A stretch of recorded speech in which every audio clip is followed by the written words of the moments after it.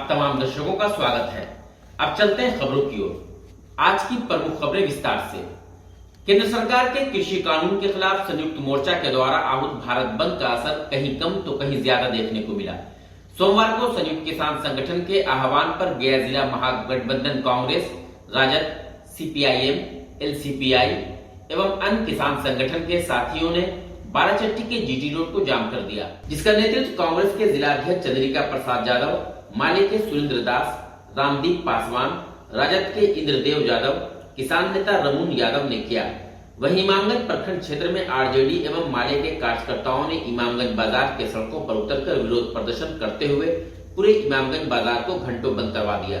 खास करके जो मुद्दे हैं, जो तीनों कृषि कानून, जो सरकार का जो रवैया है, इसी के खिलाफ में हमारा किसान आंदोलन जो लंबे समय से आज 10 महीना हो गया है, जो हम लोग लगातार चला रहे हैं और हमारी पार्टी संयुक्त रूप से चला रहा है। हम लोग इमामगंज प्रखंड पे भी संयुक्त रूप से आज हम लोग वन परिवहन के समर्थन में उतरे हुए हैं।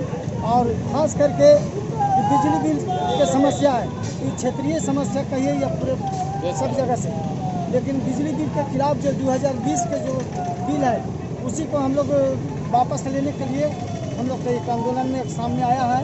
और खास करके जब तक ये जो तीनों कानून वापस नहीं लेते हैं तब तक हम लोग आंदोलन में शामिल रहेंगे और करते रहेंगे। पर्चे दे दीजिए। हाँ, पर्चे अपना पर्चे दीजिए। हमारा गोमन पासवान नाम में प्रखंड भाकपा माले प्रखंड सेक्रेटरी है। किसे आप लोग सड़क पर उतरे हुए हैं?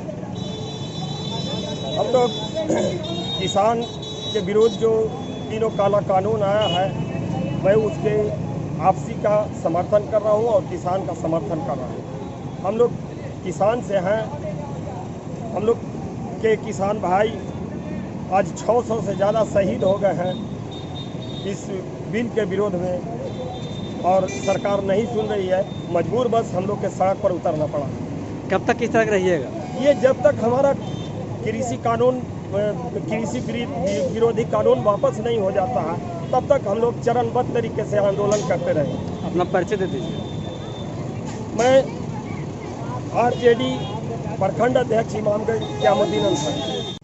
हम लोग किसान का जो मोदी जी के सेंट्रल के तरफ से खाद के लिए जो अभी आदेश किए थे, वो यहाँ पर पूरे बिहार के अंदर, पूरे जिला के अंदर ब्लैकमेलिंग हो रहा है। हम लोगों को, किसान भाइयों को जो उन्होंने आश्वासन दिया कि किसान को हम आपका सुखाड़ के लिए हम खाता में पैसा देंगे, तो वैसे लोग को पैसा जा रहा है जिनके पास एक धुर जमीन नहीं है। और गैस का भी दाम मतलब 900 कुछ रुपये था, अभी फिलहाल में जो है से 1000 रुपया कर दिया गया है। ईंधन पर इतना ना जाने बढ़ोतरी किया है कि वो आसमान छूने लगा है। हम लोग उसी का विरोध में और किसान के समक्ष में हम लोग जो है से रोड पर आए हैं। और जब तक हम लोगों का मतलब जो 3 कानून जो बनाया है, हम लोग के बीच में लाया है, जब तक वापस नहीं लेता है तब तक हम लोग धरना पर आंदोलन करते रहेंगे और इसके विरोध में हम लोग का लड़ाई चलते रहेगा। अपना परिचय दीजिएगा। दीपक राम। बोधगया महाबोधि मंदिर में पिछले दिनों हुए मारपीट की घटना के बाद जिला पदाधिकारी अभिषेक सिंह ने त्वरित कार्रवाई करते हुए आरोपी बनाए गए राहुल भंते और उनके अन्य सहयोगियों को मंदिर में प्रवेश करने पर 1 साल तक रोक लगा दी है। वहीं पीड़ित महिला भिक्षु के द्वारा आरोपी राहुल भंते और उनके सहयोगी पर बोधगया थाने में मामला भी दर्ज कराया गया है। दरअसल हम आपको बता दें कि बीते 25 सितंबर को बोधगया के महिला भिक्षु के साथ 2 अन्य भिक्षुओं ने महाबोधि मंदिर में मारपीट कर महिला भिक्षु के सिर को वार कर लहूलुहान कर दिया था। उसके बाद से ही हमारे चैनल बीबीसीएन IVN टीवी ने लगातार इसका प्रसारण किया, जिसका असर देखने को मिला और सोमवार को जिला पदाधिकारी ने त्वरित कार्रवाई करते हुए एक बड़ी कार्रवाई की। दरअसल बीते 25 सितंबर को महिला भिक्षु के साथ 2 अन्य भिक्षु ने महाबोधि मंदिर में पूजा करने के दौरान आपस में भिड़ गए, जिसके बाद महिला भिक्षु का सिर फट गया था। इस तरह की घटना के बाद बोधगया में मंदिर के प्रति गलत संदेश जा रहा था, जिसके बाद जिला पदाधिकारी ने कार्रवाई करते हुए आरोपी बनाए गए राहुल भंते और उनके सहयोगी को मंदिर में प्रवेश पर 1 साल तक रोक लगा दी है। एनएसएस स्वयंसेवक विशाल राज को 24 तारीख को राष्ट्रपति ने सम्मानित होने के बाद गया आगमन पर घर वालों एवं मित्रों ने जश्न का माहौल दिखा। सहयोगी स्वयंसेवक ने गर्मजोशी से उनका स्वागत भी किया।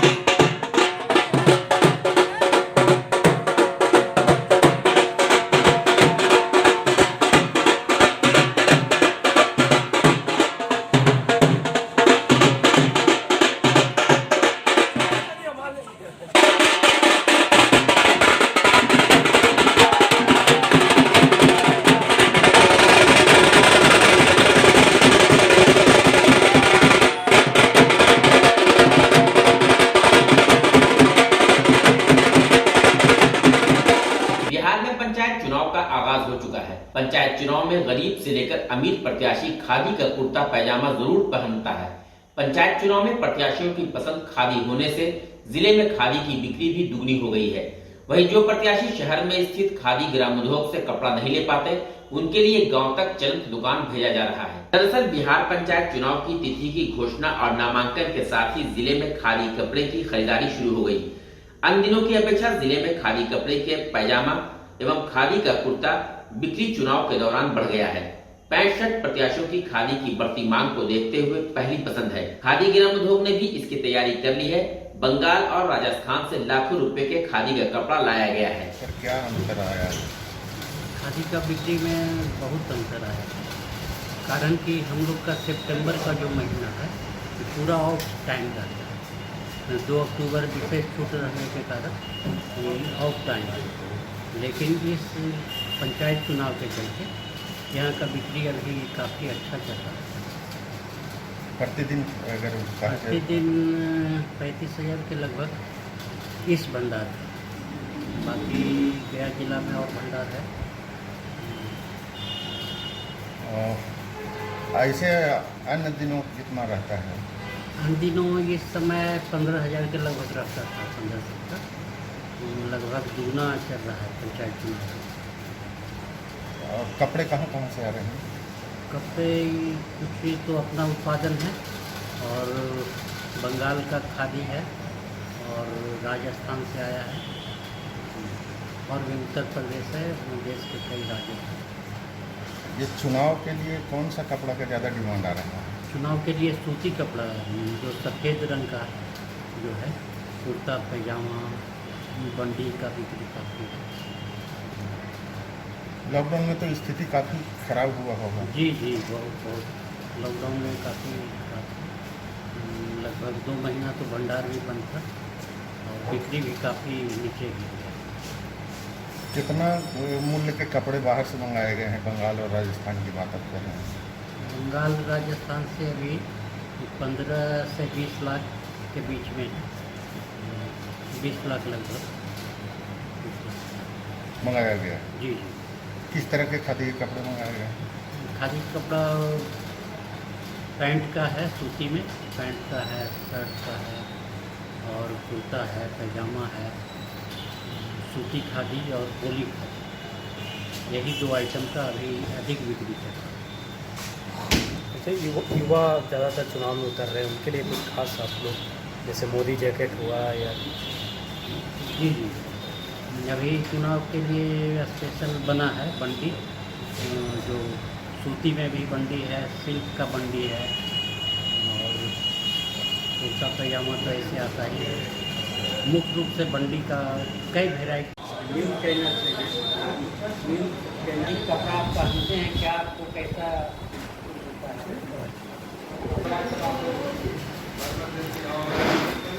अच्छा, ये पंचायत चुनाव भी नज़दीक आ गया है, तो लोग क्या खादी कपड़े बिक्री हो रही है? खादी का बिक्री हो रहा है और पसंद भी लोग कर रहे हैं।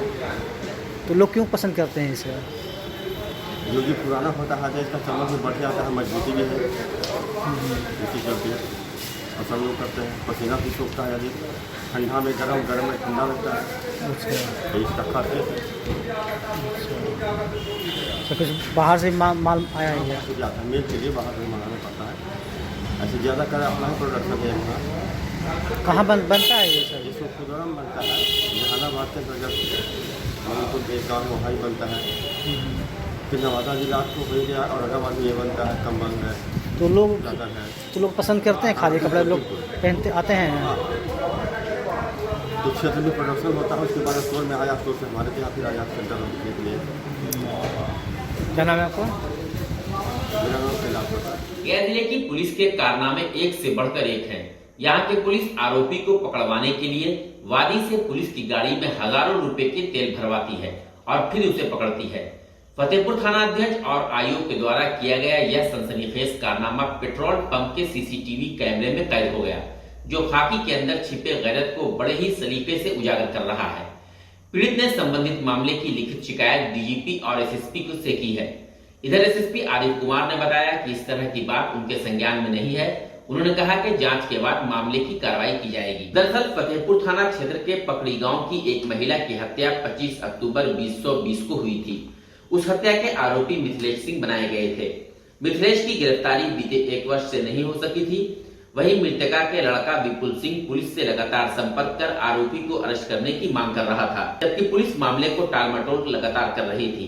इधर मृतका के लड़के का कहना है कि बीते 21 सितंबर को थाना अध्यक्ष फतेहपुर मनोज राम और केस के आईओ खालिद हुसैन ने उन्हें फोन किया और संबंधित केस के मुद्दाले को पकड़ाने की बात कही, जिस पर फतेहपुर पुलिस के साथ रात के अंधेरे में वह बोधगया थाना क्षेत्र के ग्राम मोनिया में जाकर छापेमारी कराई और आरोपी मिथिलेश सिंह पकड़ा भी गया।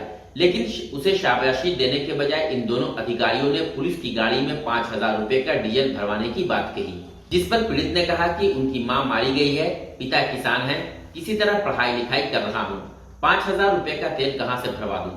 इस पर दोनों पुलिस अधिकारी उनके साथ गाली गलौज करने लगे और मारने पीटने पर भी उतारू हो गए। इससे वह डर गया और पुलिस की गाड़ी में पे फोन के माध्यम से फतेहपुर रोड स्थित बिजमोहन फ्यूल पर जाकर 4,778 रुपए का तेल भरवा दिया। यह सारी घटना सीसीटीवी में कैद भी हो गई। यही नहीं, कोर्ट में मुद्दालय को पेश करने के लिए 5,000 रुपए भी लिए गए। साथ ही में धमकी भी दी गई कि यदि नहीं दोगे तो केस खराब कर देंगे। पंचायत चुनाव के परिणाम घोषित हो चुके हैं, कहीं कोई पास है तो कोई फेल, लेकिन परिणाम कुछ इस प्रकार भी है कि कोई पास होकर के भी फेल हो गया हो। मुखिया प्रत्याशी पति उपेंद्र कुमार निराला का कहना है कि जब मतदान किया जा रहा था तो 5,064 वोट दिए गए थे, जबकि मतगणना के दिन 5,175 वोटों की गिनती हुई है। मतगणना के बाद उन्हें जीत की घोषणा भी कर दी गई। इसी बीच 20 मिनट बिजली चले जाने के बाद उन्हें प्रमाण पत्र नहीं दिया गया और 223 वोटों से हारने की बात कही गई। मुखिया पति ने वीडियो से मिलने की अनुमति मांगी, जहां उन्हें नाकामी हाथ लगी तो वह जिला अधिकारी के आवास पर पहुंच गए। काउंटिंग का आग्रह करने के लिए वीडियो साहब से मिलने गया तो वीडियो साहब 3 घंटा हमसे मुलाकात नहीं की, उनसे मुलाकात हमारी नहीं हुई। और तो विरोध कर रहे थे, अभी डीएम साहब के पास आए हुए थे, आश्वासन मिला। अभी डीएम साहब नहीं मिले। एक डीएसपी साहब आए थे रामपुर थाना के, उन्होंने बोला कि आप चलिए गैस कॉलेज में, वहीं वीडियो साहब है, साथ में बैठ के हम लोग बात कर लेंगे। अगर आप लोग को नहीं न्याय मिलेगा तो क्या करेंगे आगे? हम लोग आंदोलन करेंगे, भूख हड़ताल पे सुबह से रहेंगे। पिछले साल भी इसी तरह से हुआ था। पिछले साल भी इसी तरह से हुआ था। कितने वोट से आ रहा था? कितने वोट से आ रहा वो हमारे पास देखिए कहाँ गए, उपेंद्र कुमार निराला, ग्राम पंचायत काउंटिंग का आग्रह करने के लिए वीडियो साहब से मिलने गया तो वीडियो साहब 3 घंटा हमसे मुलाकात नहीं की, उनसे मुलाकात हमारी नहीं हुई। और तो विरोध कर रहे थे, अभी डीएम साहब के पास आए हुए थे, आश्वासन मिला। अभी डीएम साहब नहीं मिले। एक डीएसपी साहब आए थे रामपुर थाना के, उन्होंने बोला कि आप चलिए गैस कॉलेज में, वहीं वीडियो साहब है, साथ में बैठ के हम लोग बात कर लेंगे। अगर आप लोग को नहीं न्याय मिलेगा तो क्या करेंगे आगे? हम लोग आंदोलन करेंगे, भूख हड़ताल पे सुबह से रहेंगे। पिछले साल भी इसी तरह से हुआ था। पिछले साल भी इसी तरह से हुआ था। कितने वोट से आ रहा था? कितने वोट से आ रहा वो हमारे पास देखिए कहाँ गए, उपेंद्र कुमार निराला, ग्राम पंचायत गया की एक बेटी ने फिर साबित कर दिया है कि गया अपने अतिथियों का सम्मान अतिथि देवो भव के साथ करता है। और ऐसा ही नहीं, गया को ज्ञान और मोच की भूमि मानी जाती है। हम बस कहते नहीं, मानते हैं। अपने अतिथियों का सम्मान हमारी संस्कृति और गया की परंपरा रही है। दरअसल बोधगया में पिंडदान व भागवत कथा में शामिल होने उत्तर प्रदेश के लखनऊ के रहने वाले 72 वर्षीय भागवत दयाल कालचक्र मैदान के पास से ऑटो में बैठ करके सुजाता बाईपास रोड स्थित एक निजी होटल में पहुंचे। होटल में जाने के बाद उन्हें एहसास हुआ कि उनका बैग कहीं गुम हो गया है। उसमें सोने के लगभग 1 लाख से अधिक के आभूषण, मोबाइल फोन और नकदी सहित जरूरी कागजात थे। थोड़ी देर के बाद उस नंबर पर कॉल लगाया तो उस फोन को बोधगया हरिजन कॉलोनी निवासी ऑटो ड्राइवर मोहम्मद रिजवान आलम की बेटी हेना खातून ने रिसीव करते हुए कहा कि जिसका यह मोबाइल और थैला है वो मेरे पिता के ऑटो में छूट गया था। आप बोधगया थाना पहुंचकर अपना थैला ले जाएं। 1 घंटे के अंदर ऑटो ड्राइवर की बेटी थैले के साथ थाने पहुंच गई और यात्री को सभी सामान सुरक्षित थाना अध्यक्ष की मौजूदगी में सुपुर्द कर दिया। शहीद भगत सिंह यूथ ब्रिगेड गया की ओर से देश के वीर सपूत महान क्रांतिकारी भगत सिंह के 115वें जन्म दिवस के मौके पर रक्तदान शिविर का आयोजन किया जाएगा। मंगलवार को 28 सितंबर 2021 को रक्तदान शिविर का आयोजन होगा। यह आयोजन टावर चौक के पास पपरिका रेस्टोरेंट के ऊपर लगाया गया है, जहां मुख्य अतिथि के रूप में बतौर कौमुदी लोढ़ा उपस्थित होंगे। इन तथ्यों की जानकारी संस्था के आयोजक ने दी है। आयोजक ने बताया कि रक्तदान का आयोजन हमारे संस्थापक सोनी कुमार वर्मा, जिलाध्यक्ष विजयकांत कंघवे, अनंत दीस अमन, राज रंजन एवं सभी साथियों के अलावा मेडिकल कर्मियों की देखरेख में संपन्न होगा। गया के इमामगंज मुख्य बाजार के मंदिर के निकट अग्रवाल बीज भंडार व किसान कल्याण केंद्र पोस्ट ऑफिस के निकट खाद्य वितरण पर भारी अनियमितता की सूचना मिल रही है। वहां मौजूद लोगों ने जमकर हंगामा भी किया और विक्रेता पर कालाबाजारी का आरोप लगाया। लोगों ने बताया कि सरकार की शिथिलता और किसान की मजबूरी का फायदा उठाया जा रहा है। इसी कारण 266 रुपए की खाद को 350 रुपए में दिया जा रहा है। से खाद लेके जा रहे हैं, यूरिया कितना में मिला? 350। क्या रेट का खाद का रेट पता है आपको कितना? तो आपसे इतना, आप क्यों इतना पैसा दे रहे हैं? सब ले रहा हूँ, हम भी दे रहे हैं जी, जरूरत के हिसाब से मजबूरी है इसमें दे रहे हैं। क्या नाम हुआ? 350। कौन खाद है? इफको है, इफको किसान इफको। हाँ,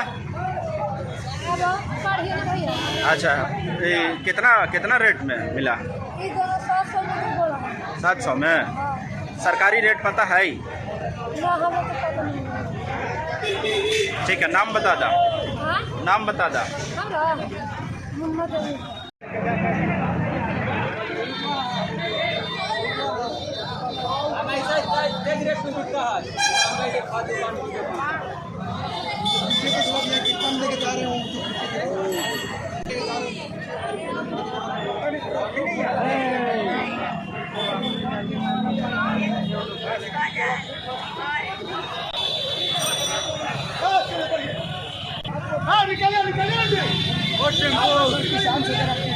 वीबीसीएन IBN टीवी में खबरों का सिलसिला लगातार जारी रहेगा।